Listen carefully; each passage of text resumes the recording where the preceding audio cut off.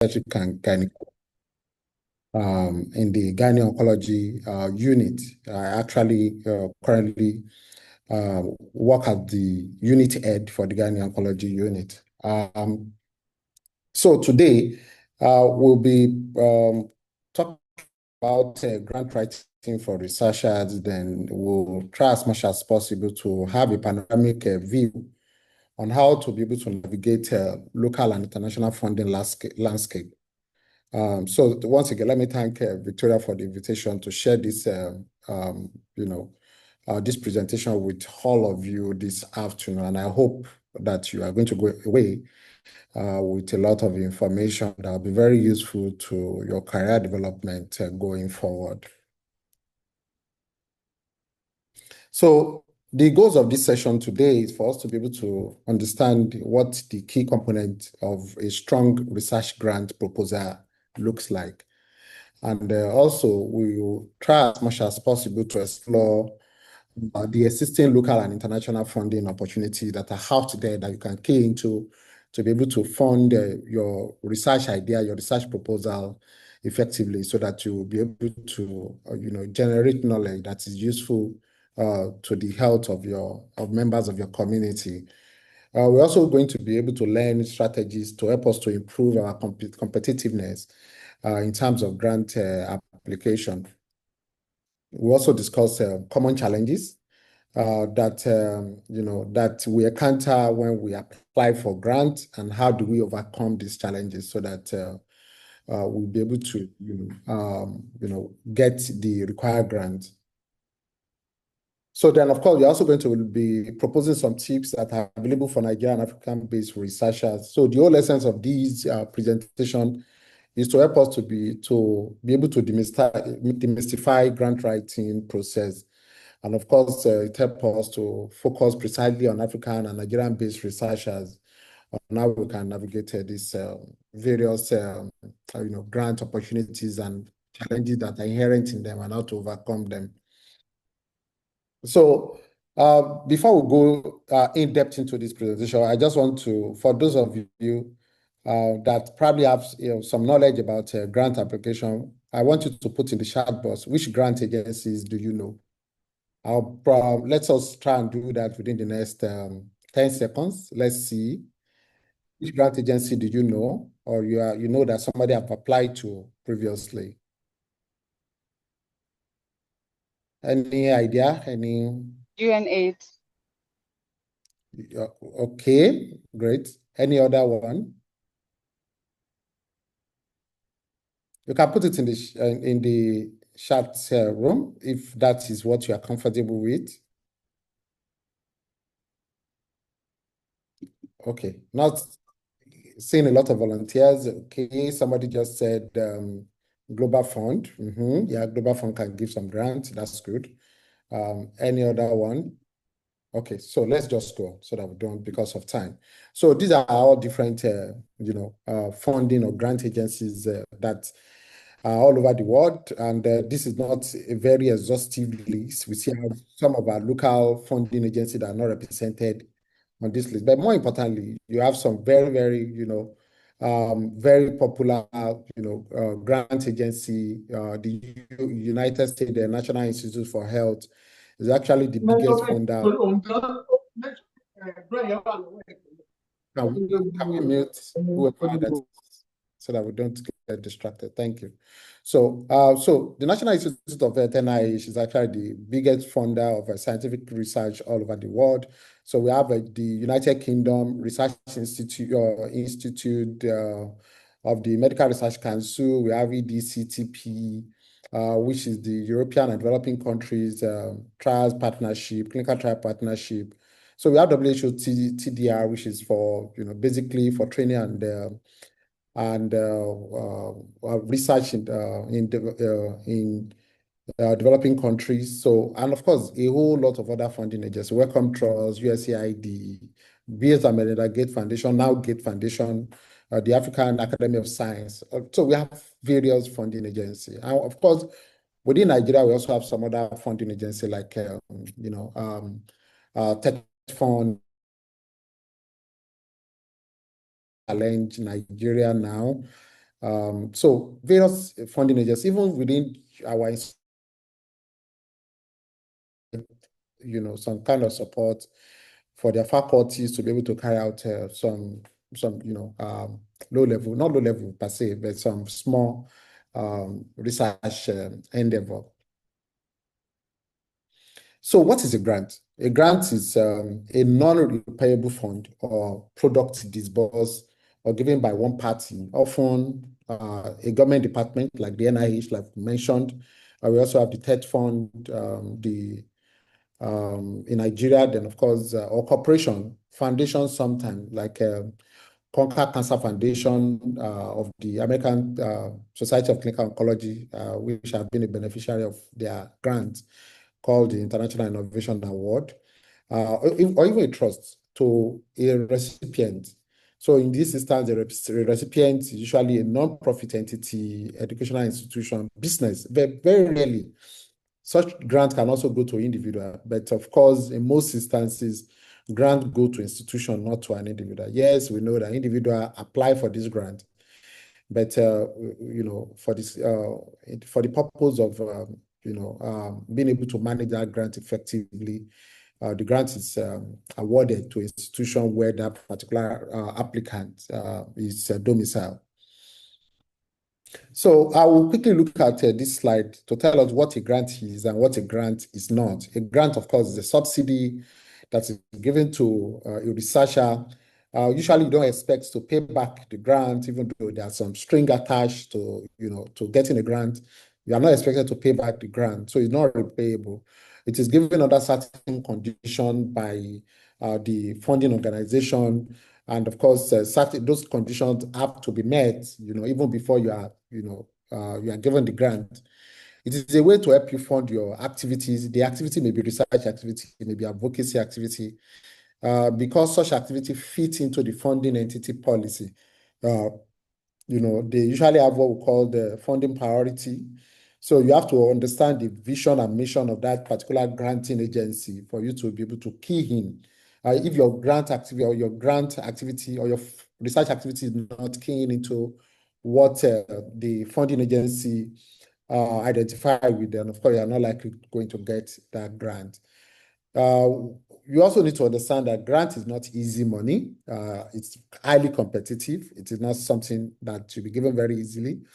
Of course, it is not free money for you to do as you please. You need to understand that when you are applying for grant, there are specific activity that you're going to highlight in your work plan, and that grant needs to be allocated specifically to the activity that you have proposed. You cannot use it for any other activity outside the remit of what you have proposed. If you have to do, reallocate or reassign your grant money, then you have to go back to the funder to get approval to be able to do this. So you should also understand that grant money is not free money with no string attached. Yeah, there are always string attached. You have to, the funders also expect some deliverables. You have to write, some progress reports. Progress reports can occur. Victoria, do you have something to say? Yes, I don't know if it's just me, but I noticed your slide is no longer showing. Slide is no longer, oh. Can any other person confirm that is the case? What I can see from my end, it's what a grant is or is not. That's what I can see on the screen. Okay, thank you. That means it's from your hand, Victoria. If we can do something about that. Okay, great. So yeah, so it's not free money. There are deliverables that you need to to be aware of. Progress reports, you need to, there are also some grant output that are very important to the funding agency that you must also submit at the end of your grant. For some grants training grant that I got as far back as 5 years ago, I'm currently still giving annual progress report of my career development to such.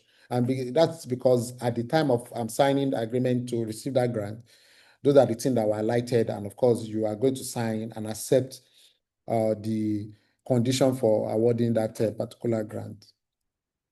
So there are different types of grants. Of course, we have what we call the travel grant. Travel grant usually is just a one-off grant to attend maybe conferences, symposiums, workshop, and it can be given by various organizations. Usually, like I mentioned some examples here. West African Research Council, TED Fund also give grants to faculty in Nigeria from different academic institutions to go for conferences. UNESCO, MAS, you have the ASCO IDEA. IDEA, of course, is the International Development and Education Award, which was actually a grant that I got about a few years ago. And of course, the International Gynecological Cancer Society also give travel grants for you to go for training in the various parts of the world, especially in developed countries where they have available facility for you to be able to have develop your capacity. So these are the different type of travel grant. Of course, we also have training or career development grant, which I suspect is the type of grant that is applicable to most of us on this platform. When you finish your PhD, you can go for a postdoctoral grant, which can be sponsored by probably a senior scientist in your host institution. There's the Fogati African postdoctoral training initiative. The K43 award is also another career development grant, which also give grant for you to be able to carry out some research activity. Fulbright award, Wellcome Trust, the UK MRC African Research Leadership Award is also another type of training grant. Some of these training grants not only give you money for you to be able to develop your career, but also to be able to carry out some research endeavor while you are doing that. So we also have independent research grants. Independent research grants is awarded to senior investigators.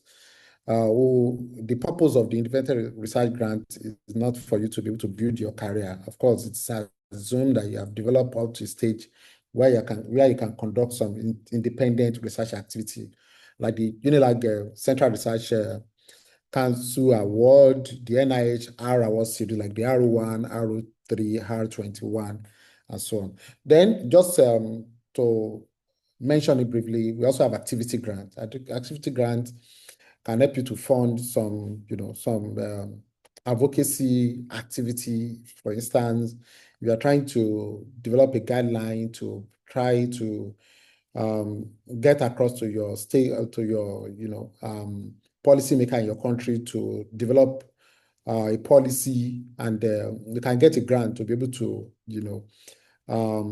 carry out some advocacy activity to ensure that that particular outcome is effected going forward. Yeah, so those are the types of grants that have been part of, like the RISE, the Amplify Change, the American Cancer Society advocacy grant on how to improve cervical cancer, screening in the country. Was also one of the grants I've actually participated in as an activity grant. So, however, our focus today is going to be on research grant, because I suspect that most of us here, what we are particularly interested in is in how to be able to win research grant. So what is a research grant? A research grant is defined as a competitive funding that is made available by funding agency or various funding agencies to help fund research effort by an individual, university, or other group. So you can see the key word here is that it is usually competitive. Sometimes the success rate for some grant activity can be as low as 5%. Sometimes for some, it can be up to 50%. But the key word is that it is highly competitive. So you are probably competing against other researchers that also have very innovative ideas. But they are making compelling stories about why their own research should be funded. And that is why it is always very important that your story is compelling. You are telling a story that is not too exoteric, that the reviewers of your grant application are able to understand the nitty-gritty of what you are trying to do, and the visibility of how that outcome is going to come on board. Then, of course, it's basically targeted at research activity. Sometimes the research grant can have some other component which may go beyond research, maybe how to build capacity of junior faculty in your in your center, it may be how to. So all those can be added, but the most important component of a research grant is actually the research endeavor that you have proposed. So I will quickly go to the benefit of a research grant. Why are we applying for? Of course, grant gives us the opportunity to access research fund, carry out, innovative and, impactful research require a lot of money. And of course, out of pocket, payment for such endeavor may not cut it in most instances. So you need money to be able to do that. And of course, by accessing research grants, you're able to have access to funding to be able to effectively carry that out. Of course, it gives you an opportunity for you to be able to advance your career. And of course, give you opportunity. When you're able to advance your career, it gives you opportunity to also be able to have a lot of scientific publications which are necessary in our part of the world for academic promotion. So of course, it gives you scientific visibility when you are publishing, and of course, you have a lot of citation online. That increases your scientific visibility, even when you apply for subsequent grant. And of course, the reviewers go online to see what have been your profile. Of course, they see your profile and how much citation you are able to gather over the years. Then, of course, it helps other than improving your own, career. It also helps to build your institutional capacity. Sometimes within your grant application, you can make a budget for, equipment. You can budget for, for training. All this, reflects very well on your institution, because even when you budget for equipment that the grant can buy, it's available for your institution to do other things and to do also carry out future research. So it's very important for institutional capacity building. Then, of course, it helps to contribute to knowledge, whether it's regional or global knowledge. And of course, so once you're able to write publications from that, it's available for use. The findings available for use in your region, your country, and of course, also globally. And of course, it's helps to catalyze change in local communities. The whole purpose of carry out research is for you to be able to generate generalizable knowledge, which is applicable to your local and international community. But more importantly, you want it to be applicable to your local community. And of course, your grant application should reflect the fact that you're trying to answer, to answer a problem that is dominant within your community.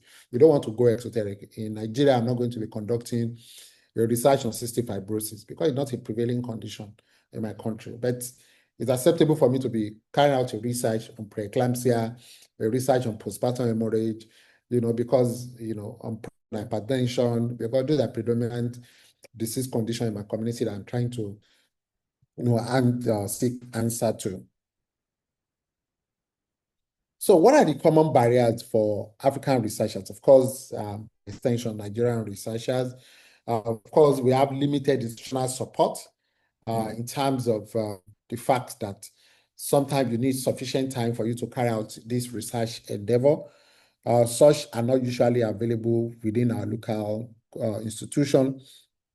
And of course, even the power that you require for sometimes to be able to store your reagent, to store your samples that you have collected from participants in your study. Do you have enough power to be able to, sustain all those devices to work effectively? Then, of course, lack of exposure to international funders. A lot of our researchers in this part of the world don't, know where to look for the funders. Where do they go? So and that is part of the reason why it's important that without this kind of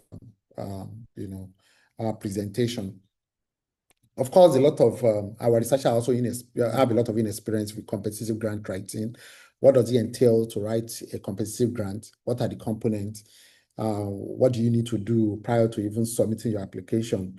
And going forward, what do you need to do? Then, of course, infrastructure and administrative constraints are also there. I mentioned the issue of epileptic power supply, expensive power, in our part of the world now. So it's our current reality. So all these things are very important. Of course, there is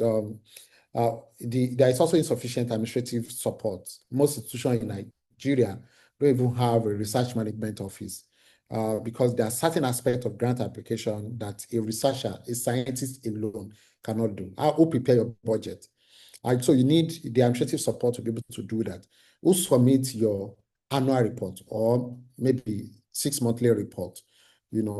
All this cannot be on the researcher whose, focus should be on the scientific endeavor, on the research endeavor, and not necessarily on the administrative issue that come with, submitting a grant application and, of course, effectively carry out that grant, which is very, very important because, like I mentioned at the beginning, there is no grant funding that does not come with its own string. There is always a string attached.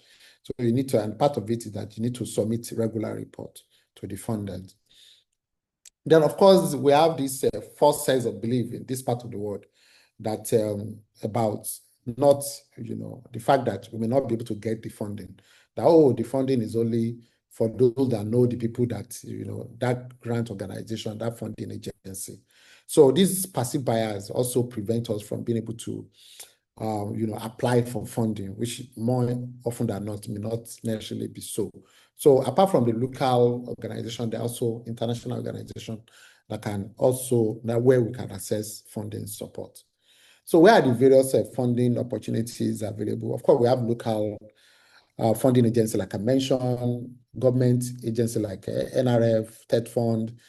We have institutional, seed grant, like in my own institution, there's UNILAG Central Research Council support, not very much, but of course it's enough for you to at least be able to carry out some pilot feasibility studies that you're going to use to generate preliminary data for future, big grant application. So in my institution, like the Lagos University Hospital now, there's also a seed grant that is given to resident doctors to carry out their, their fellowship research activity,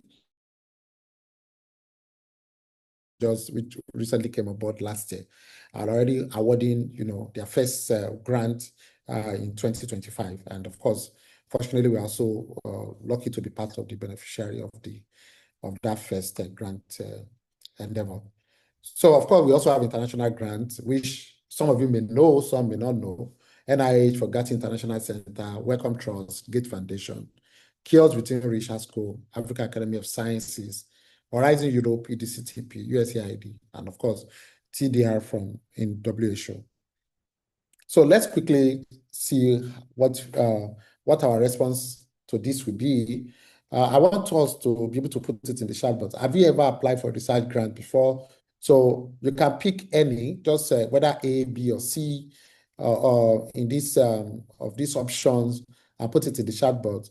A, if you have applied for a research grant before, is it local grants? B, is it an international grant? If you have not, are you planning to? That's C. Or D, you are not sure where to start. Let you put it in the chat box so that we have an idea what our various level of experience have.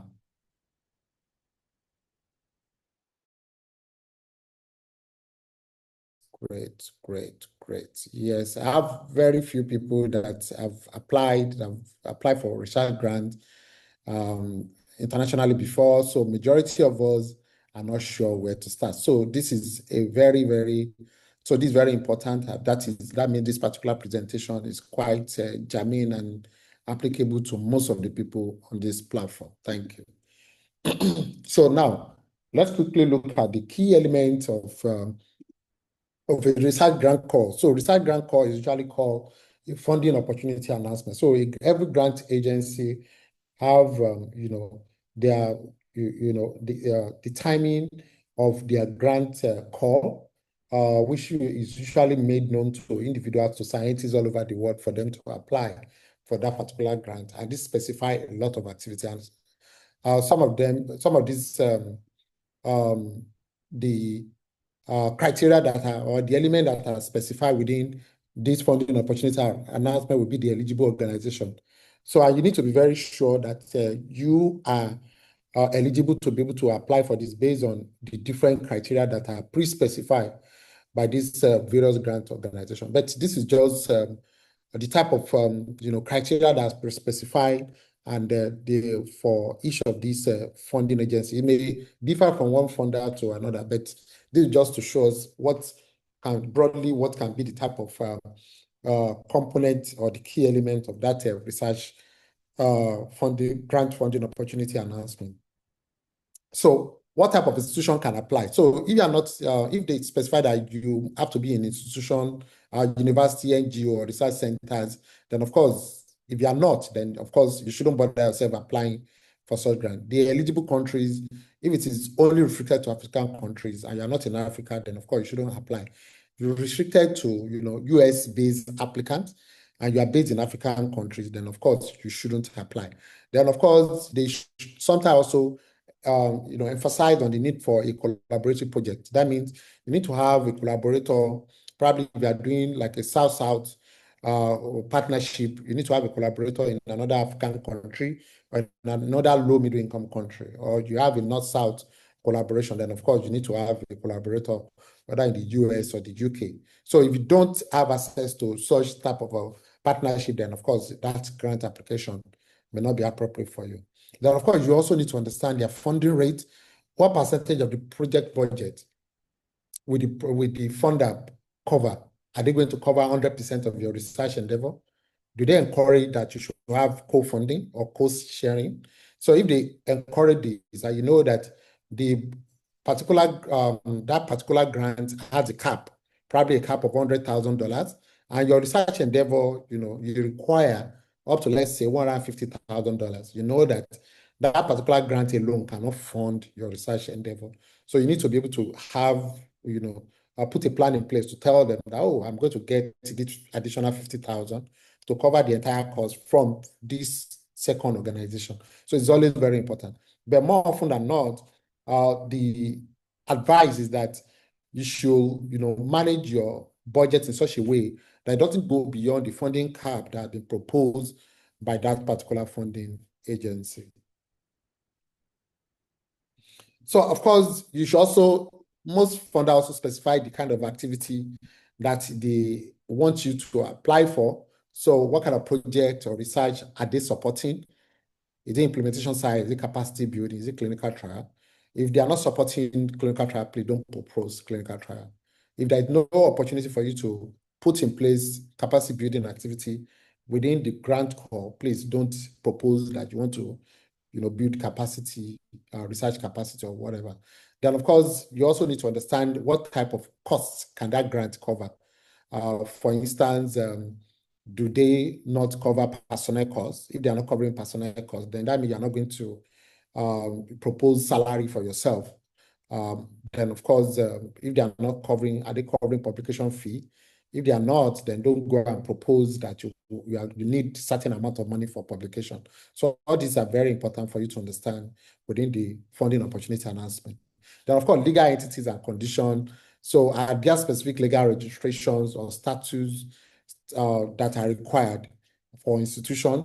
For instance, can you, do they need you to have some certain policy in your institution? Do you need to have some, some legal registration? Like, for instance, if you're applying for NIH grant, you need to have an ERA common username. You need to have a SAM registration by your institution. If you don't have this, then you need to put in place measures to be able to get all this in place before you apply. So are there restrictions on sub-awardees or partners? For instance, currently NIH does not support you giving sub-award. If they give you a grant and you want to give part of that grant to another institution, it is no longer encouraged by NIH, and you shouldn't propose that when you are writing your application. Then, of course, what is also the allowable project duration? Is it a 5-year grant? Is it a 1-year grant? You need to understand this. Can you finish your research activity within the allotted project duration? If you are only, if the grant is only funding a project activity to be carried out in 1 year, don't go and propose something that cannot be achieved in 5 years. So propose something that you can achieve in, in 1 year. It may just, the whole essence may just be for you to generate preliminary data, which will be used for bigger grant. And sometimes you can have some grant that can allow you a timeline that is up to 10 years. Lucky you. So that's usually a bigger grant. Sometimes too, there may also be opportunity for you to request for extension. You may sometimes, when you carry out research sometimes can be like a living organism. Things can change along the line. You may feel that I can do this in 1 year. And it is only when you start carrying out that research endeavor that you realize that probably you need additional 2 months or 3 months for you to complete that research activity. Then, of course, you need to tell the funder, go back to the funder to request for a no-cost extension. Of course, they're not going to give you additional cost or additional money, but of course, you tell them that within this money you are giving me, I can complete this project in another 3 months. Probably you have some challenges with enrolling the participants into the study, and that needs to be specified to the funder when you are requesting for extension. Then you also need to understand the submission procedure. There are some grants called that will require that you do a one-stage proposal submission, while there are some others that require two-stage proposal submission. So when you have a one-stage proposal submission, you are going to submit the full proposal at that point. So, and of course, when you have a two-stage proposal submission, then initially you have to submit what we call a concept note, what some people call the letter of intent, and that will go through a review process. Then you go through, once you are successful with that particular process, it goes through the second review process. Can we mute whoever is speaking? Victoria? Thank you. So, so you may need to also, once you go through the two-step process, you write a concept note or a letter of intent, which after approval from following the first review, then you can now submit the full proposal, which we also go through another process of review. Fortunately, hopefully, if you're fortunate enough, you get funded at the end of the day. So this just to show us, the FOGATS International Emerging Global Leader Award, page. This gives us some information about that are included in the funding opportunity announcement. You can see sometimes they specify the dates of the due date for submission. So if I need up to about 1 year to prepare my grant application, I'll probably not be looking at 2025 submission. In this instance, probably if I'm qualified, I'll probably be looking at, maybe 2026 submission. Then I will start putting together my application to make sure that I'm ready before 2026 grant application submission. Then you also need to understand that there are certain, criteria that also need to be satisfied. For instance, when you look at this particular Emerging Global Leader Award grant, it's only for LMIC institution, that low middle income country institution. So if you are not from LMIC, then of course you are not eligible to apply for this particular grant application. Then of course you also need to understand that this particular grant covers not just the research activity, but there should also be protected time for the academic junior faculty or research sciences who are eligible to apply for this particular grant. Basically, it tells you that they will not just provide you funding to support your research endeavor, but also provide funding to cover your salary, which give you protected time within your institution to be able to carry out your research endeavor. So it is also very important to know the type of research activity that this grant covers. For instance, for the FOGATI Emerging Global Leader Award, the research activity should be relevant to the health priorities of your country. If your country don't have disease like multiple sclerosis, don't go and propose a research that wants to address, how to treat multiple sclerosis. So, focus on conditions that are priority in your country. So now let's quickly look at the anatomy of a research grant proposal. What do you need within a grant proposal? Of course, you need to have a very attractive title. You write your abstract or your summary of that particular proposal. Then you need to have a background or significance section we should specify the justification for, the problem that you're trying to address, and what is the justification for even conducting that particular research in the first place. You also need to have a section dedicated to your specific aim and objectives, then the method you are going to use or your approach to solve the problem. Then, of course, you should also enumerate on your work plan on how you are going to achieve this. The outcome that you are trying to, to assess should also be, stated. You also want to write your budget, justification for each of the items of your budget, from salary. Why do they need to pay you a salary of $2,000 per month? Is your current salary in your institution, is it up to $2,000? If I want to get, if I feel that I'm going to need only 20% of my time to conduct that particular research, and I'm applying, if my institution pays me $10,000 and I'm requesting for $5,000 from the funder, of course, there is a disconnect there, because if your institution pays you $10,000 and you require only 20% of your time, then you should be requesting for $2,000 and not $5,000. So you need to justify why each of these budget line should be approved. Then, of course, your timeline demonstrate how visible your research endeavor is going to be. If you have a timeline of 4 years for a project, for a grant that should only last for 2 years, then there's a problem. So your timeline should cover the entire grant duration, and of course should demonstrate visibility of how you are going to carry out each activity within your grant proposal. Then, of course, it's also very important for you to highlight your institutional capacity to conduct the study. What is even your research team capacity to conduct the study? Do you have a statistician within your team? Do you have, if you are conducting research on hypertension, do you have a cardiologist in my team? Or if I'm conducting something on renal failure, do you have a nephrologist in my team? If I cannot be an obstetrician and I'll be proposing to carry out a research on multiple sclerosis, then there's a disconnect then. And of course, your institution should also have, you propose that you're going to be collecting samples to analyze different, analytes, then of course, you must demonstrate that your institution have sufficient facility to be able to do this. And if your institution does not have sufficient facility, the DUALITE plan to collaborate with facility or institution that have these facility to enable you to be able to analyze all these blood samples. Then you also need to put in place plan for monitoring and evaluation. How do you ensure that your research is going on according to plan? If there are changes necessary, how are you going to put them in place? So it's also always very important for you to emphasize this. So what are the tips for success when you're writing your proposal? You need to be able to align your proposal with the funder's goals.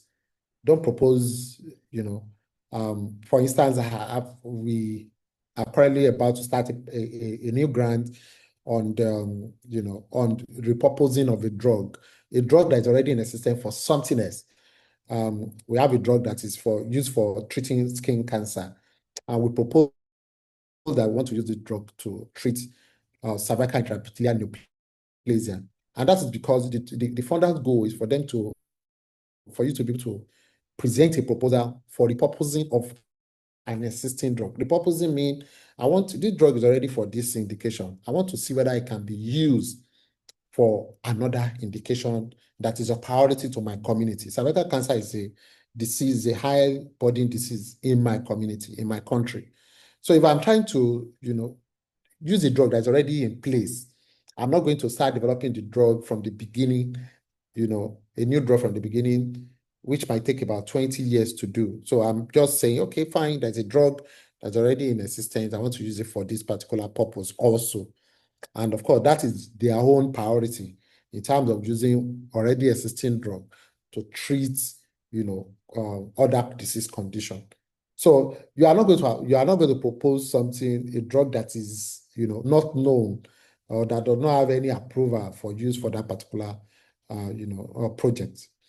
Then you need to also build a multidisciplinary team, like I mentioned earlier. I cannot stop to emphasize on these. Don't carry out your research on hypertension. I don't have somebody that has skill in conducting hypertension research in your team is likely going to fail because you don't have the capacity to do it. Then, of course, you should start early and plan your time effectively. Distribute your time effectively for every aspect of your application. What do you need? How long will it take me to get this? So you should plan your time to be able to do that. How long will it take me to make this submission? All these things should be planned from the beginning. You should demonstrate that your research is of local relevance and global significance, like I mentioned. Always use simple, clear, and persuasive language. This is not the time for you to want to demonstrate that you know a lot of grammar. You want to use English that is as simple as possible. Don't use too many technical jargon. Your reviewer may not even be somebody in your field, maybe somebody in a completely different field, but has a lot of scientific experience but can relate. So you want to be able to pass your message in a compelling manner. So you are writing it as if you are writing a story that you want somebody to understand. Then, of course, you want to adhere strictly to specific grant instructions. What did they say about the number of pages that you need to write? They specify that it should be 6 pages. Please don't write 8 pages. You can write 8 pages at the beginning before you start coning down on the 6 pages. Remove all irrelevant activity and make sure you submit only 6 pages. So if the funder, specify that they want you to use this type of, font size or this type of font, the font type, don't use something. If they say it's Times Roman, use Times Roman. If they say it's Arial, use Arial. Don't go and use something else. So if they say this is the spacing they want, restrict yourself to that spacing style. Very, very important. So that is why it's very important to use the grant information. Some of my colleagues say, reading that grant instruction, like reading a Bible. You can dedicate 1 week, up to 1 week to read. Sometimes grant instruction can take up to about 20 pages or sometimes 30 pages. You need to dedicate time to read every aspect and underline. And that is what I do when I'm applying for grant. I dedicate time to be able to read this, underline every aspect, so that I don't, deviate from what exactly are the instructions that they've given. The moment you submit that grant, I don't adhere to the instruction. It's not even going to go to any review, because at that particular point, maybe the grant officer will probably just look at it and say, oh, somebody that cannot adhere strictly to instruction cannot carry out any research responsibly or effectively, and we just throw it out. Then you should also use the opportunity to review previous successful grant applications. I always look for the opportunity to, whenever I need to apply for a particular grant and I've looked at the eligibility, I know that I'm qualified for that grant, I have the resources to be able to conduct that grant effectively. I also look for, previous successful grants. Most funders make available that opportunity. You can look at their website, you see grant they funded, you see the type of topic, the type of title, the kind of research they fund. So you can look at it and see whether you can restructure your grant in a way to align with those type of successful grant application. Then, of course, don't submit any grant application without you at least, giving it to others to read and get feedback. Don't take it personal when you have some very, very critical feedback.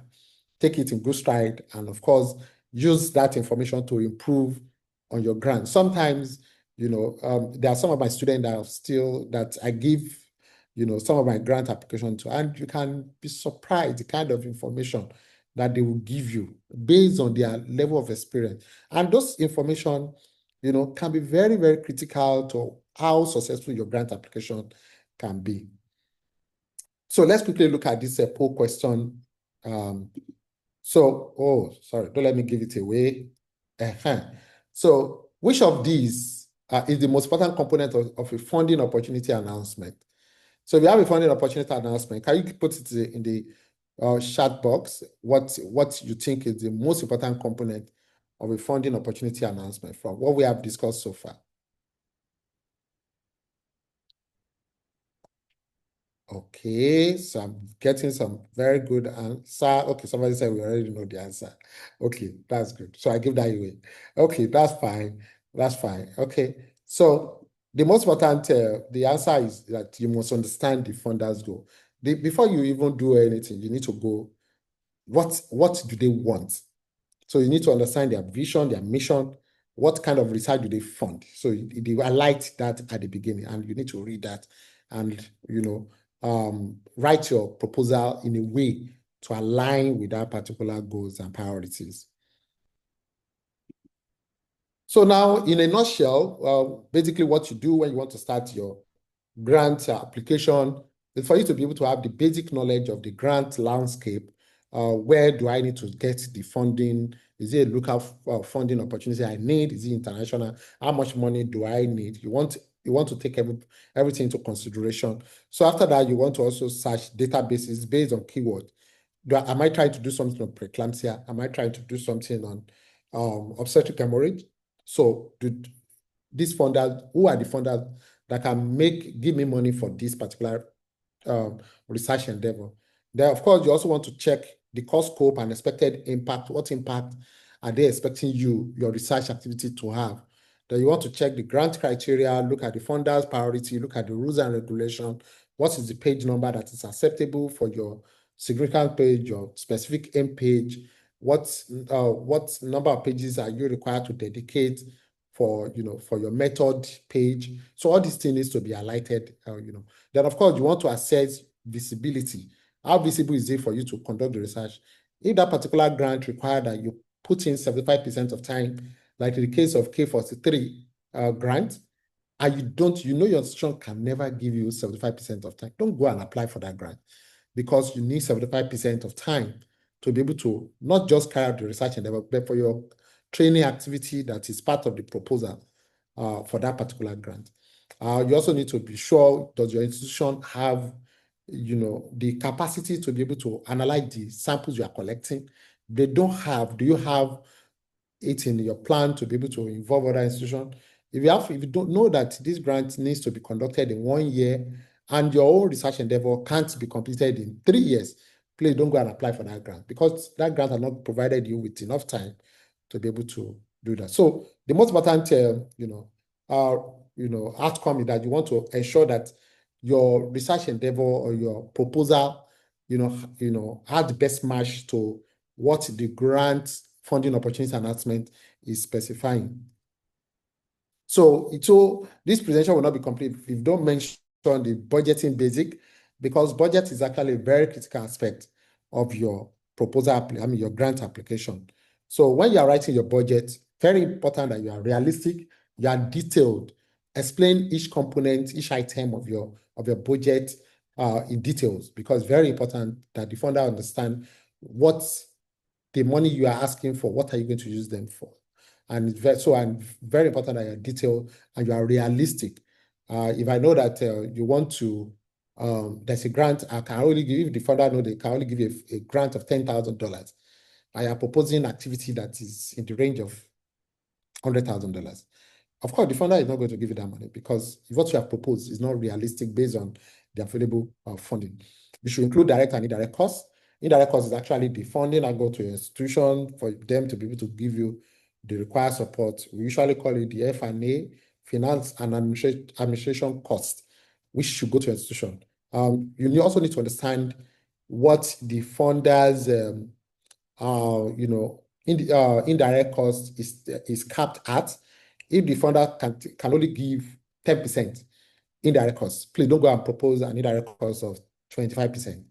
If they propose that, okay, out of this 50,000, we are ready to give you, maybe only 10% should go to an institution. Don't go and propose that, oh, I'll give 30% to my institution. So you want to stay within what the funder has, had highlighted. Then, of course, you also need to align it. Sometimes the funder don't even specify how much the indirect cost will be. So you need to understand your own institutional indirect cost policy. They feel if your institutional indirect cost policy is 25%, propose 25%, and make available the document, the policy document that your institution, use to justify why 25% is what they usually claim out of the budget costs. Then, of course, I've mentioned this, I cannot emphasize it. You should justify each item of your budget clearly. Then, of course, plan for co-funding or in-kind support. If the funding is only 50,000, you need 100,000, make a plan, let them know that you are making plan to also get the remaining 50,000 from this XYZ organization, or if your institution will cover the remaining 50%, then of course you want to emphasize on that, because some funding agency, give provision for your institution to cover the remaining expenses so that you can carry out the research. So avoid padding in the sense that you overestimate your budget or underestimating it. So you need to be able to have a correct estimate, go to the market, that is why you need your institutional support. You need a budgeting office, a research management. Of course, this is what you are going to base your estimation in your budget on. So one of the prerequisites to applying for and winning a grant is for you to have a good track record. And how do you build a winning track record? Ensure that you have publications in peer-reviewed journals. I've done something in that area before. So if you have never done something in that area, it's very difficult for me to give you money. So first and foremost, you need to invest in yourself. Collaborate with senior researchers that are already conducting research in that area. Participate in their study, get publications that you are going to use for your own future application. I know of some funding agency that can give you grants even with maybe 3-4 publications. So, but you want to start from somewhere, and starting from somewhere without money means you have to probably try and get some internship with some very senior researchers so that you'll be able to get opportunity to be part of their publications. Then, of course, present at conferences. Make yourself available. There is the Faculty of Clinical Science conference. Once you put it in your CV, presented on this in the previous scientific conference, is a very, very important activity within your CV that will help the funders to know that you are already doing something in that area. Collaborate with established researchers, like I mentioned. Make yourself available. Volunteer to be part of a research activity. Everything is not about money at the beginning. Invest in yourself. Tell them that you want to be part of this research without money being your primary consideration. If you get paid in the process, good for you, but don't let payment be your primary consideration. The future, it is all about the future and building your potential for winning grants later on. Then, of course, you should volunteer as peer reviewers or committee members. You have a lot of this forum. I'm sure Victoria is already, preparing herself to be able to win future grant. Setting up an organization like this, which help people to be able to improve their capacity, is a very great opportunity for you when you highlight it in your CV. So join research network, CC3s, provide internship opportunity, AfriHealth, H3 Africa, or Qatar. There are different organizations that you can join their network, research network, that can give you opportunity to also build your profile. And of course, you can put in your CV that you're a member of this various research network. During the review process, there are various things that the funders look for when you submit your application and when they are reviewing it. Of course, your proposal is relevant to the funders' mission and goals, like I mentioned. What is the scientific merit and visibility of what you have proposed? Is it of merit? Is it relevant to your country? How visible is it to carry out this research in a grant activity that is only allowing you, that provide for project duration of 2 years, and how visible is it for you to enroll participants within that 2 years, follow them up, and of course also be able to do your analyze your results, and of course submit your results for publication. So then, of course, how innovative is your research? How original is it? Is it different from what has been done? Is there something you are bringing on board? Is it the method of analyzing that particular, of analyzing that particular sample that is different that you are looking at? Is it about basically about the method of the methodology? Are you proposing something different from what is already in the literature? So all these are different ways you can show that your particular research is innovative and original. Of course, what is the potential for impact? How can you scale it up? Is it going, the knowledge you are going to generate from that particular research, how applicable is it to your community? How applicable is it to developing new policy? So you need to be able to emphasize on this. So, and of course, these are part of what the funders will be looking for. They're also going to be looking at what is your capacity as a researcher, and getting previous peer review publication is very important. It helps them to have an idea of how capable you are, how capable is your team. So even if you don't have enough publication experience, bring people that have publication experience on board, so that they will know that those people are already, established in that particular area that you are proposing to carry out your research on. Then, of course, funders want to see value for money and sustainability. If you are proposing a research that will build your capacity to be able to conduct a particular, to be able to be a specialist in a particular area, the funders want to know whether when you become that specialist, are you going to be productive? How sustainable is the product you are going to generate from this particular grant? How are you going to be able to sustain it? Will you be able to win future grants, or you're only depending on this grant and not looking to the future to get other grants? So when you see my timeline or in any grant application, I'm always telling them about the opportunity to scale up that particular research endeavor. Now, okay, once I finish this, based on the money you have made available to me, my next step is to do this and that. So you should always make provision for sustainability and where you are going to get that funding for the subsequent or future work from. So let's quickly look at this poll question again. So what's your biggest challenge in writing grant proposal? For those that have made attempts in the past to write grant proposal, can you tell us? You can have more than one answer. Is it developing a compelling narrative that is your biggest challenge? Oh, I think we can only take one answer here.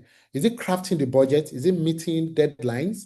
Do you always procrastinate until the deadline is almost at your fingertip? Or understanding the funder requirement is the major challenge that you encounter? So which of them is the biggest challenge? Let's I think we have only just how many people have answered this. So waiting for more response.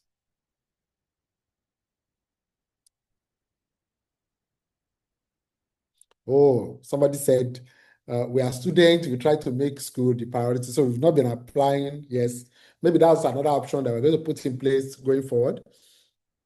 Okay, great. Understanding funder requirements may be a challenge. Yeah, crafting the budget sometimes may be a challenge. Okay. Yeah, so great answers. So yes. So the whole essence of this is that subsequent our presentation needs to focus on what are the biggest challenges in writing this grant proposal, so that will be the area we're going to focus on. And of course, grant writing also entails some degree of hands-on experience. Writing it, let's review it so that you can be better in the craft going forward. So usually this is the ideal timetable for grant application for me. Usually for every grant proposal, I give myself about 15 months. I can see a grant proposal this year. If I may not naturally want to apply for that grant this year, but if I see that there's opportunity for that grant to have a cycle that is repeated annually, then I can plan myself to apply for it this year. That grant that I plan to apply for next year, because the research endeavor I'm trying to submit in my application is still ongoing, and I need to have data so that I'll be able to prove the visibility of what I'm trying to propose. So usually I propose about 9 to 12 months for you to be able to propose your research question, develop hypothesis. You will need to conduct pilot visibility studies and obtain preliminary data. When you get to a particular stage of your research career, it's only very important for you to have some data collected on that show visibility of what you are trying to do. Have I done something that it doesn't necessarily need to be completely the same study, but you can do something related to that. For instance, I'm trying to do something on looking at analyzing a particular sample in preeclamptic patients. If you have done something on preeclampsia, even though you analyze something completely different, to show that, okay, I can enroll 30 patients in 2 months, you can bring it on board and say, oh, in my previous publication or in my previous study, I analyzed 30.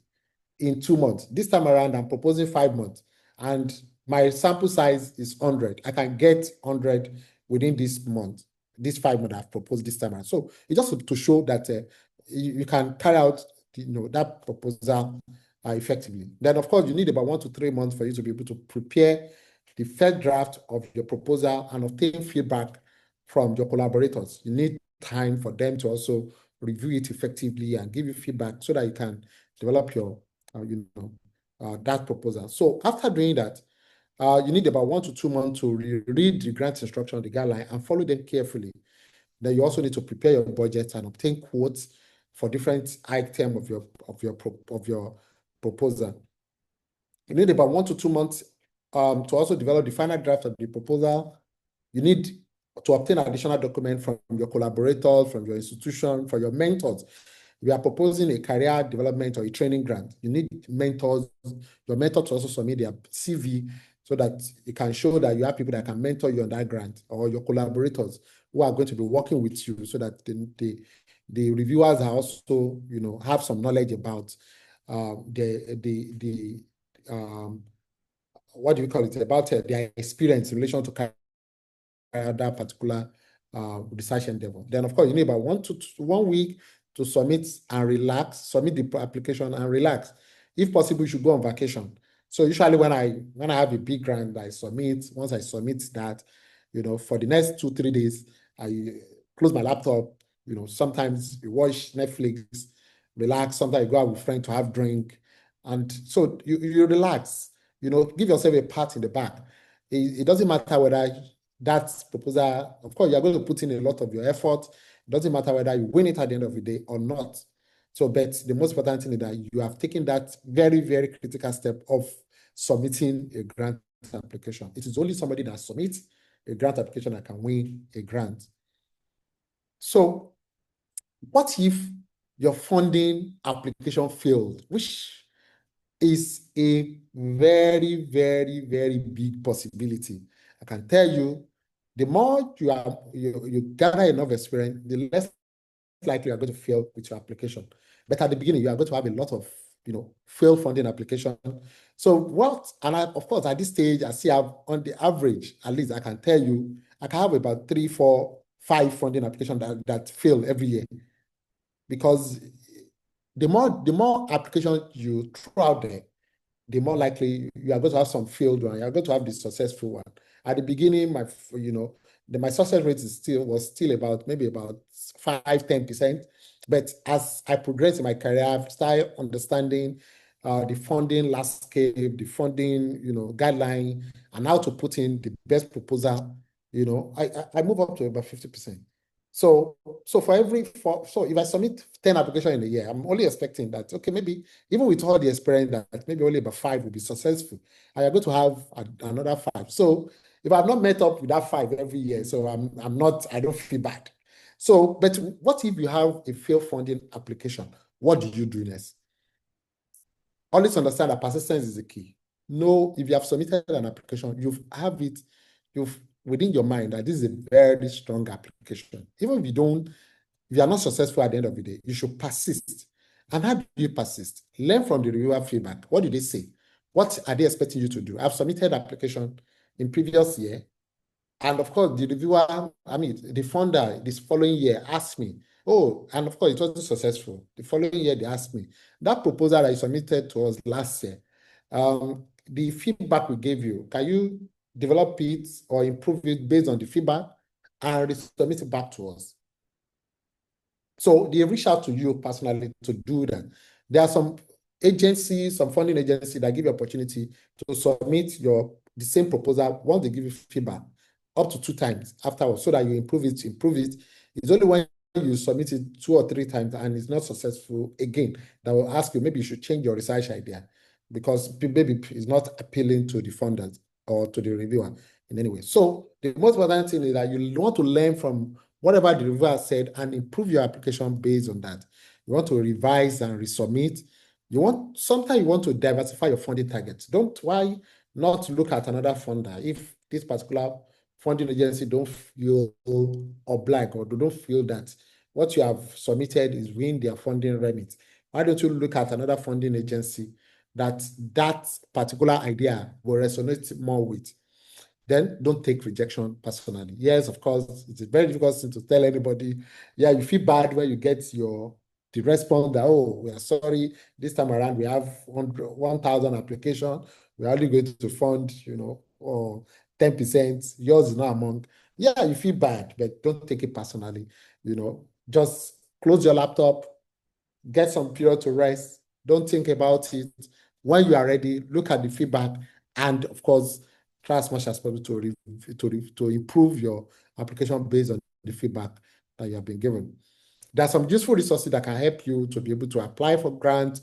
Yeah, getting a mentor is very important. Your mentors are very good resources for you.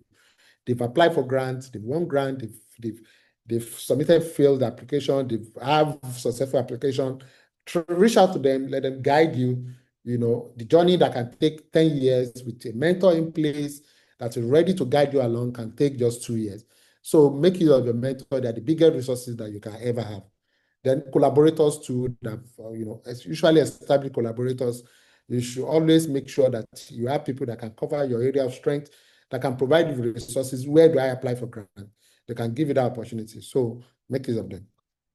Then there are also some grant search platform, websites or databases where you can go look for different opportunities, different funding opportunities based on your area of interest. Grant.gov of the NIH, NIH.gov, Proposal Central, MRCUKRI.org, many others. You can go to their website and databases and see the kind of proposal they fund. You can see previous proposals that have been funded. You can see the one, how they structure their proposal and structure yours along that line, because that is what they want. Then, of course, look at samples of successful grant applications, study them, look at what you can copy from them so that you can help to improve your own application. Then there are also some writing guides that are made available by some funding agents like NIH. There is what we call the NIH Grant Application Toolkit, which has different aspects of NIH grant application. So if you look at those different sections, they tell you how many pages you can use for this section, how many pages you can use for this section. So look at that writing guide and use it to apply for your own grant application going forward. So then, of course, also attend grant writing workshop, fellowship, research fellowship, very important. These are all very important platform to help you to build your capacity as a researcher. This is the starting point, but make sure you also attend workshop that essentially hands-on workshop that can give you the opportunity to apply, to write your proposal, to develop it at that particular workshop, and of course where they can also make it better. So in summary, every research endeavor, every grant endeavor is a great opportunity for you to have the funding that is needed to carry out your research endeavor. But always start small and build experience. Don't go and, as an early career researcher, don't go and apply for a $1 million, $2 million grant. You are not likely going to win it because you have never ever won a $10,000 grant. Nobody's going to give you 10 million. Give you 1 million, because you have not demonstrated enough capacity to be able to manage that amount of money. So if you have managed a grant that is up to $200,000, $500,000, of course, I'll be comfortable giving you a $2 or $5 million grant because I've seen that you have delivered on that grant. So start small. My first grant is actually a 450,000 naira grant, and of course, the second one is actually $10,000 grant. And of course, you move on gradually. So start small, build your experience, build your profile, build your portfolio. Then, of course, that makes it very easy for the funders to trust your capacity, your ability to be able to carry out a bigger grant. So network and seek mentors, always seek mentors. You can go as far as, get local mentors, get international mentors. Your local mentors will be a good resource for you to be able to get international mentors. Then, of course, tailor each proposal to the call. I can't overemphasize on that. Look at the grant call, tailor your proposal to it. If you have written your proposal, maybe you have a good idea, you've written a very beautiful idea, a beautiful proposal, and you have it in your system, make sure that you read the funding opportunity announcement and look at the guideline, structure your proposal to align with everything that is in that call. Then, of course, Very importantly, persistence is the key word. Persistence is key even when you fail, rewrite, improve on your application and resubmit for future application. So to go with, I want you all to understand that Nigerian and African researchers can, and they do actually win global funding. So you can also, if you put your mind to it, build your capacity, invest in yourself. I welcome question, clarification, or any area that is blurry so that I can put more emphasis on that. Thank you. Over. Thank you so much, sir. Please, can we give Dr. Kwadi a very, very warm virtual clap? This is very insightful and power-packed. Please, I'll wait There's a virtual clap, please. I'm sure that we have learned so much. I can type in the chat box too. I don't know where to. All right, so we have a few questions. I think I just want to start with this particular one. It says that, please, Okay. can you go over the F&A, direct and indirect costs again? Oh, okay. Yes, it's not something difficult. Yeah, it's just for you to have the basic knowledge. Ideally, if you have a grant management office, this budgeting should be done for you. All you need to do is to provide them with the cost estimate for each item of the grant. So basically, there are two aspects of a grant budget. You have the direct cost and you have the indirect cost. Direct cost take care of personnel, the cost for salary for you as investigator, salary for your research personnel or research staff. Then you have the cost for each item of your proposal, whether you're going to do laboratory analysis, participant reimbursement costs, you are going to buy reagents, all those things, they comprise of what we call the direct cost. So having done that, of course, the cost of logistics, transportation, communication, everything will be captured in direct cost. So now you now need an indirect cost to also be added to the direct cost. So usually indirect cost is the money that goes to your institution to support you in carrying out that grant. So if I have a budget, if I budgeted maybe about $100,000 for my direct costs, and my institution policy is that you should put in 10% for them, that will help you to manage that grant. Then the total budget will now be $110,000. That's what I'm going to submit to the funder. It's like you don't have a cap. If the funder has a cap, for what your indirect cost is, and they say it can get up to 15%. Yes, put 15%. So that would then be $115,000 that you're going to submit to the funder. But you always need to, everything needs to align based on what the funder, the budget cap that the funder has proposed, and what your institutional F&A requirement is. You understand? But more often than not, sometimes you negotiate it between the funder and your institution. And you can also negotiate with your institution so that you understand that your institution, sometimes if their cap is 15%, you know that the funder can only give 10%. You talk to your institution to come down from 15% to 10% so that you'll be able to get that particular funding. So it's all about negotiation, but your institution needs to be carried along at any particular point in time. I hope that is clear. So you can go to the next question, Victoria. Thank you very much, sir. If you want to ask any questions, please raise your hands. I actually had to unmute, stop the ability for people to unmute because of the disturbances. So if you want to ask a vocal question, you can raise your hands while we go ahead. But before that, I want to give Dr. Kwade a moment to catch his breath, really, because he has been talking for a while, and I know like it sometimes can be overwhelming. I just want to share a few presentation about the research guide. I know you're wondering, by God's grace, we're able to. Let me unshare them so that you can Yes, go ahead and do that. thank you. We're able to set up this webinar, and I just want to share what our vision is and how you can be a part of it. Please, can you see my screen? Stay coming on. Okay.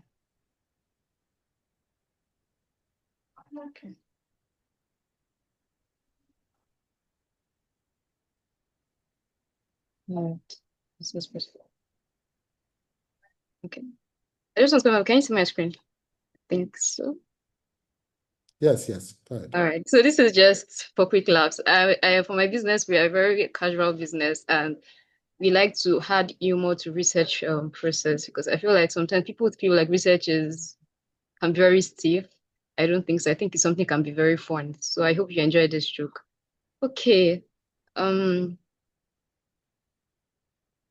Yeah. So the research guide. So you have been seeing. This is not the first webinar that we're holding. Actually, I think it's like the fifth since we started. And yeah, I'm sure you must be curious about what we do. So let me show you. So once again, for those that do not know me, I like to call myself your research guide. My name is Victoria, and basically this business is really dedicated to empowering researchers to thrive at every stage of their research journey. I've been doing research for like 4 years now, and honestly, when I started, it wasn't easy at all. And we want to make the journey easier for you from conception of your research ideas down to publication. Okay, so why did we start? So once again, like I said, as the founder of the Research Guide, I've been in places where you have brilliant ideas, you have big questions, right? But because of the environment we find ourselves, you don't have the right support to bring those ideas to life. And I think just to speak on what Dr. Okwade said, he mentioned something about you need to build a research track record, and majority of the attendees, yeah, probably not written a research grant before. In fact, some people don't even have publications, right? How do you build that track record? So that's basically where we come in. We want to help make your journey a lot easier by providing you a community, really. And even if you have a research project at the moment, you can work together to help navigate any complex methodologies. Some data sets can be very overwhelming. If you have tight timelines, right, we can also help you to make your journey just a lot easier. So in summary, our journey is to help lighten your load and work alongside you. Like the name says, we are your research guide. I am your research guide, and every member of my team is here to help guide and make the process easier, so you can focus on what really matters, doing impactful research. So what do we do? So we have a variety of services, actually. We have coaching services, and the reason why the coaching services is really a top tier service that we offer is because in this part of the world, when somebody doesn't know how to do something, you just outsource it, right? So I see people outsourcing proposals. Oh, help me write my research proposal, maybe a resident or anybody, which is, I don't think it is bad, but I kind of feel like I don't think that is the ethical purpose of doing research, for example, or you're outsourcing your discussion, you're outsourcing even the entire project that you want to publish. For me, it's a bit weird. I'll just use the word weird because there are criteria for authorship, and one of them is for you to actually do the writing. But I started to ask myself the question, why do people actually do this outsourcing? And one of the things I realized is because people don't know how to do it. After communicating with so many people that reach out to me, oh, come and help me write. I'm like, okay, is there a reason why you're not doing the writing? Because ethically, for you to be an author on a paper, you actually have to do the writing. And they told me, no, I don't even know how to do it. And so that's what even inspired what we do at the Research Guide. So we provide coaching services for, you don't even have, in fact, we have clients that we're working with that they have zero idea, right? They don't even know how to search for papers. We go down to the very, very basics, how to search, how to summarize your literatures, and basically how to write your proposal and do everything by yourself. So we're not just fishing for you, are teaching you how to fish, basically. Yes. You also have research coordination rules. So, for example, if you have like a multi-center project that you're running and the coordination can be quite overwhelming. I think Dr. Kwade mentioned something that sometimes there's some project that you can only give 30% to, but you will need a support staff to kind of like help with the administrative work. We also do that. We help with data cleaning, analysis, visualization, training. Recently, we carried out some training on data analysis, and it was really amazing time. We also partner with organizations that want to train some of their members, like maybe it can be in data analysis, can be in normal research rights, and like, so we partner with organizations. We also help with publication and proposal support. Okay, so these are just a few of our clients' testimonials. I wish I could add up more, but there was no kind of like space on the slide. So who are our audience? You're our target audience. So if you're on this call, you're most definitely our target audience. We work with students, we work with early career researchers, we work with organizations. We have had opportunity to even work with departments within the College of Medicine here. Recently, we finished a project with the oncology department, and it was an amazing time, really. Apart from our paid services, what do we offer? We offer community support. This is a very, very big part why I even wanted to have presentation, because we want to have a community where if you need maybe help with your research project, you have people you can talk to, right? If you And one of the other services that we offer is the quarterly webinar, as we can see at the moment. So this webinar actually holds quarterly. I look forward to you joining on more of that.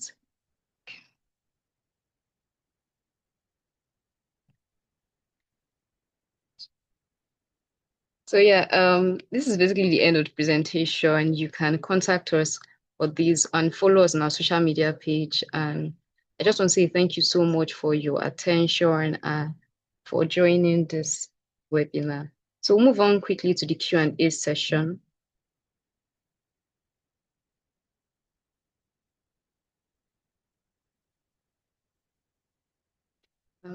Sorry.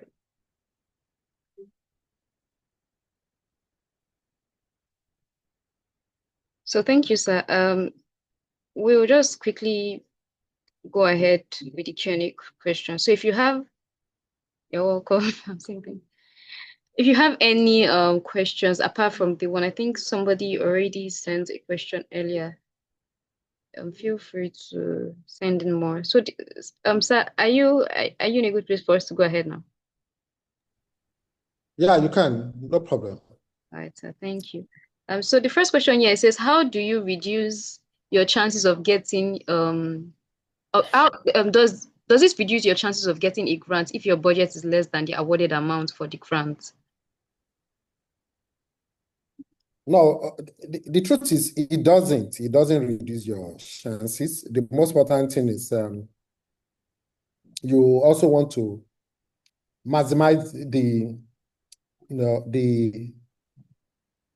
number of the type of research you want to do. You don't want to when you have opportunity to get a grant of 1 million, you don't want to propose $200,000.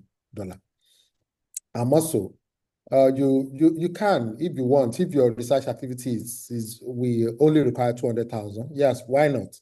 But why not aim big and especially if it is visible for you to do that within your your setting. But the most important thing is that your budget should align with the activity you have proposed. Don't so it should align. That's the most important thing that you need to understand there. Not something exoteric or not overestimation or padding. So that is the most important information here. It's not going to reduce your chances. It's sometimes it can even make it easier for them to give you because the money is not so much. And they can, if you have about 3 of you or 4 of you proposing 200,000 grants, they give the opportunity of giving 4 people. But mind you, if the funder says 1 million, then of course they're ready to give you 1 million. So propose something that will require something close to $1 million and not 200. All right, thank you, sir. That was actually very concise. So what examples of research can medical students do that would require grant funding? I thought it was big researches that usually need grants. No, definitely not. Grant does not. Grant is just what an entity gives to another individual, to a recipient. It can be me giving you grants. It can be a seed grant from my own grant. If I have a grant, a big grant, and you propose something that that align with what I'm doing, maybe just a cross-sectional study that can get me some preliminary studies, and I know you can do that. You can write me a proposal to say, yeah, I can actually generate this data for you, sir, if you give me the opportunity and you give me that.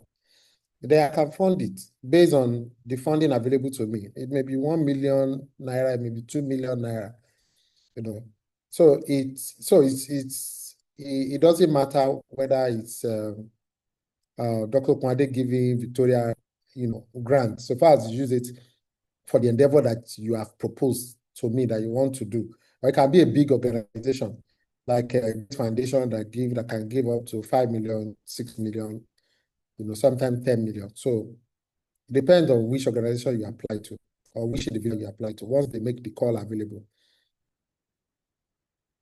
Thank you, over. Thank you very much, sir. So I'll take the next question. Please, if you do have more questions, kindly drop questions into the chat box, or you can raise your hands. I think I've enabled people to also speak, but you just raise your hands and you'll be allowed to speak. Okay. Next question here says that in the key elements grant research call slide 2, are all these criteria and information stated on the website for the grant, or do we sometimes usually have to email and request for more details? Yeah, sometimes, usually the information required are always stated within the call or funding opportunity announcement. But if there is any aspect that is not clear to you, there's always a contact of a grant officer or a program officer of a particular grant that you can write to. And if you need additional clarification, and they are always very ready to respond. If you are not sure whether your grant proposal or your idea align with the funder's priority, you can also write, just write like a summary page of what you are proposing, like a one-pager, send it to the grant officer or the program officer, and they'll tell you whether, okay, tell them what you want to do, one page, and they will respond to you whether, okay, this is actually within their remit or not. So if it's not, then of course, it's always better to direct your energy to another grant agency instead of wasting time with that. So, but usually the information you need is specified on the website or the grant announcement page. Over. Okay, thank you, sir. We currently do not have any other questions in the chat box.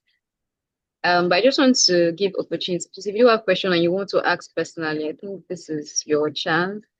Yes, Moses Afolayo, please go ahead. All right, thank you very much, Victoria. Thank you very much, Dr. Kwadi, for this privilege. I sincerely appreciate it. So the first question I wanted to ask, and while you mentioned adhering strictly with the guidelines by the funders, are there times where you wanted to add information that you think will be beneficial to the proposal? Are there times where you have to mail the funders if you could attach such information to your appendices? That's my first question. And also, sir, you mentioned the grant challenge. I think I've been following that for some time now. So I wanted to be sure what the cycle is. I know there was one currently that you mentioned that you've been a beneficiary of. I think you mentioned the preeclampsia one. So I wanted to be sure if the funding has started. Also, if possible, because I've been looking forward to it to also provide research assistant services regarding that, if there are opportunities open concerning that. So thank you very much. That was my questions. Thank you. Okay, can I go ahead and just respond to that? Victoria, Victoria is on. Anyway, let me just quickly respond. I'm sorry, great question. my network broke off. Okay. So great question. Yes, there have been instances where, once you have a feedback and you are not sure, you can write to the program manager or the program officer that, I'm not sure about this feedback.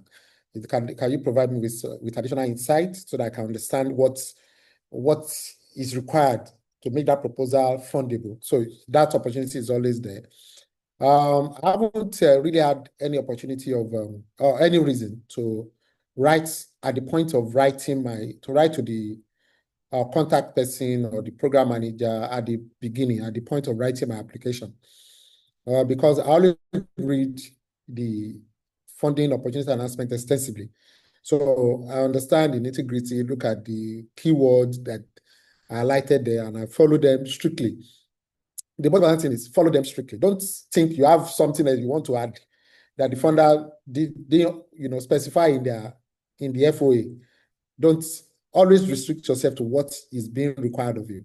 So that's the most important thing.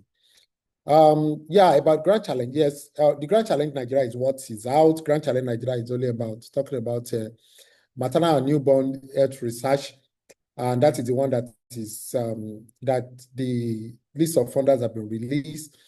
For the Global Grant Challenge, I think the funding announcement was sometimes January or February, and I don't think any announcement of any feedback has been received from that. So I think that was the one that specified on preeclampsia. So if you are expected to participate in any of that, maybe you should wait a little bit. The announcement probably will be made sometimes in June or July, as the case may be, or even August. So just be patient. Sometimes review process can take as long as 6 months for some grant application, and I don't think grant challenge is an exception. Like for this one that was just awarded this month, I think we applied sometimes in January, and yeah, it's even fast relative to what other grant cycle can be.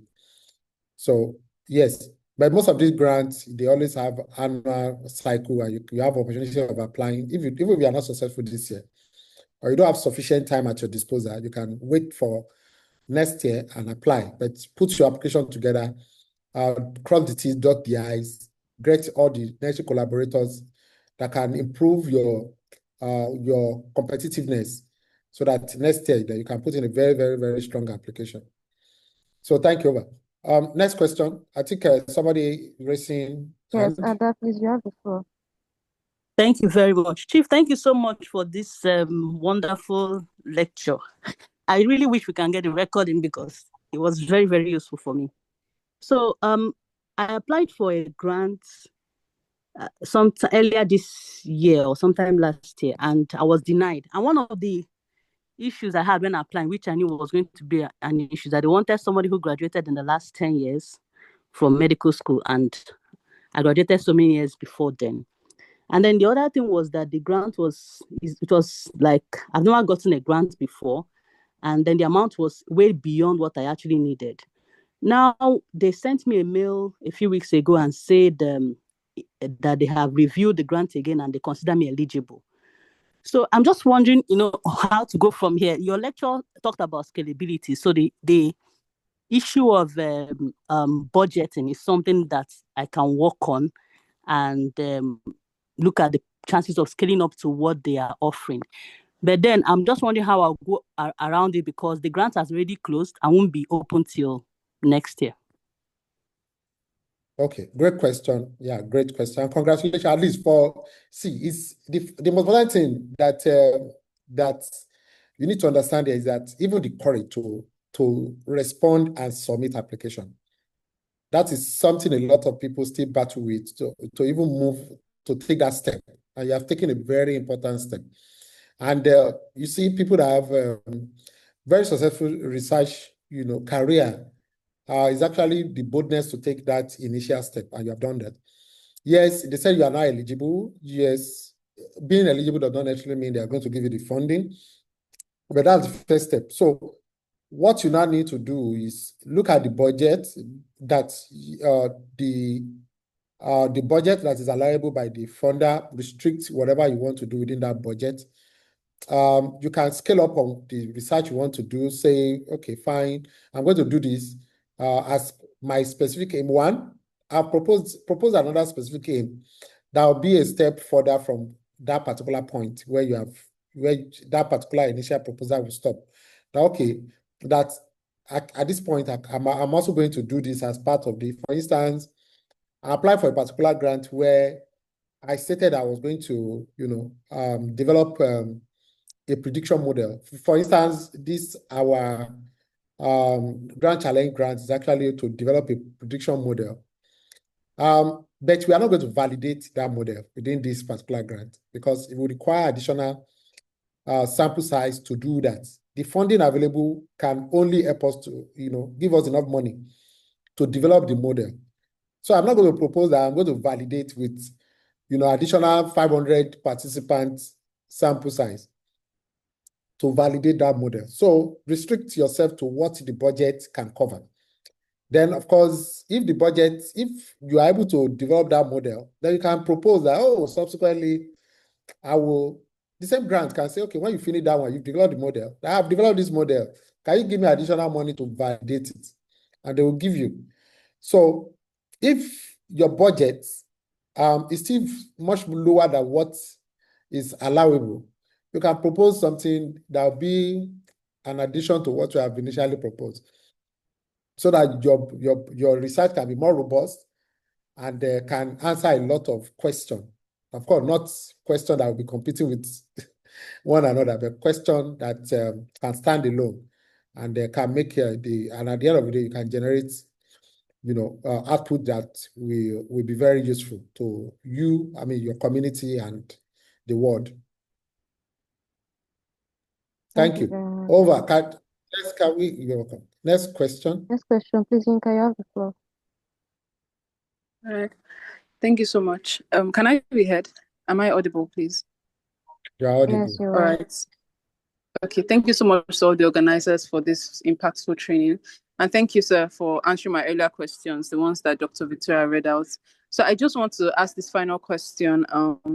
So what's your advice to students who are currently in medical school, but also want to be, actively involved in research? So what's your advice to those that want to, engage in major researches, get grants on them, but still be, as involved in medical school as possible and still thrive in both? So what advice would you give to people like us, sir? Yeah, great question. The most important thing is identify your area of interest. Which career trajectory are you envisaging for yourself? Are you interested in internal medicine? Are you interested in OBGYN? Can you, intern in that department? Internship does not have to be in a research center. You can intern with a senior investigator. Can you be part of their, research team as support staff? Can you do data collection? You can, suggest area of strength that you can bring to the table. If you come to me and you say, oh, I'm interested in this area and I have this strength, can I be part of your research team? Once I see your serious, the first thing, bring your CV, let me look at it. What area are you interested in? I'll ask you a few questions. So, and I think you can do that across board. Go to where you have interest in. Let them, approach. We have many lecturers that are involved in various areas of research that you can approach. If they can accommodate you, good. If they can suggest you to somebody else, good. But the most important thing is you want to gain that experience in terms of research, and you also want to have some research publication to your credit. That once you have a publication to your credit as medical student, the sky is your limit. It's actually a very, very important stimulant for you to, motivator for you to be able to, reach higher. And I can tell you that based on experience. Thank you so much, sir. You're welcome. Thank you, sir. So I don't think we have any more questions. I just want to use this opportunity to say thank you so much for honoring our invitation. Like, it has been an amazing journey so far. And I don't know if you mind, but I want to share your LinkedIn profile so that participants can follow you on LinkedIn. I'm doing that now. So if you're interested in connecting with our speaker, Mo, he has given us so much value. I'm just sharing the link. I just shared the link to the LinkedIn profile. So please kindly follow him on LinkedIn. I don't know if you mind, sir, do you mind if they reach out to you with any other platform? Yeah, I'm okay. Any platform you can reach out to me. You can. I think LinkedIn is a very good avenue to do that. So just send me a message. I'll be very happy to answer whatever question you have. If you have any interest in participating in any of our research activity, you can also contact me. Then, of course, we can review your profile together. Of course, I'm not expecting you to have publication, but I need to know how serious you are about, being part of a research project. And of course, we take it up from there. All right, thank you, sir. Thank you so much. Well, thank you everybody for joining this webinar. It has been an amazing journey. I just want to reiterate that I don't think I made too much emphasis on the community support. So the webinar is actually quarterly. However, we want to have more support structures on the group chats, the WhatsApp group that we have at the moment. We're going to create a more defined structures toward that. But the goal is, if you have research questions, we answer them maybe on a weekly, on a monthly basis, and possibly create community for us to start building our track record, start working on paper, start publishing.